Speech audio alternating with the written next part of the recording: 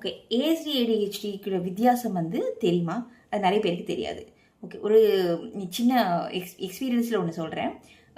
Great 1ல் வந்து 2 குழந்தைங்க இருக்காங்க. ஒரு குழந்தை வந்து ஃப்ரீக்வெண்ட்டாக சுற்றிட்டே இருக்கான். டீச்சர் வந்து உட்காந்து எழுது அப்படின்னு சொல்லிட்டே இருக்காங்க. பட் எல்லாத்தையும் இன்டர் பண்ணிட்டே எல்லாத்தையும் டிஸ்டர்ப் பண்ணிகிட்டே போனாங்க. பக்கத்தில் போய் டீச்சர் வந்து சொல்கிறாங்க, நான் உன்னை என்ன சொன்னேன் அப்படின்னு என்ன சொல்லி பார்த்துட்டே இருக்கான். பார்த்துட்டே இருந்துட்டு அவனுக்கு என்ன சொல்கிறாங்க, அவங்க கேட்குற கேள்வி புரியுது, பட் என்ன ஆன்சர் பண்ணணும் அப்படின்னு தெரியல. நான் உன்னை என்ன சொன்னேன், உட்கார சொன்னேனா இல்லையா அப்படின்னு. ஆமாம், எஸ் மேம் அப்படின்னு அப்புறம் சொல்லிட்டு போய் உட்காந்தான். அது மாதிரி போர்டில் காப்பி பண்ணு அப்படின்ன உடனே உட்காந்து நோட்டை எடுக்கணும் இல்லையா, எல்லா குழந்தைங்களும் நோட்டை எடுத்துட்டாங்க. But he was just sitting like that.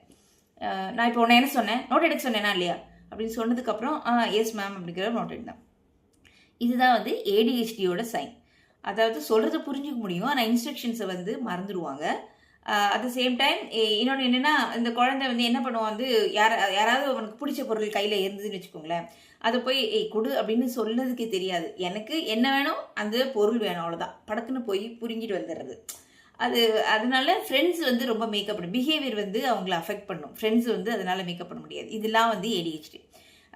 இன்னொரு குழந்தையும் இருக்குது. அவன் எப்படின்னா, உட்காந்துட்டு அவன் பாட்டு உட்காந்துருப்பான். உட்காந்துட்டு எழுதுறியா நீ எதுவுமே வந்து அவன் காதில் விழாது. இப்படி போய் தட்டணும், லிசன் அப்படின்னு சொன்னான்னா அப்போவும் அப்படி பேசாமல் இருப்பான். எடுத்து எல்லாத்தையுமே நம்ம வந்து கையில் கொடுத்து கையை பிடிச்சி இது எழுது அப்படின்னு சொல்லி வந்து திரும்ப நம்ம இன்ஸ்ட்ரக்ட் பண்ணிகிட்டே இருக்கோம். But he is out of the zone out ஆகி இருப்பான்.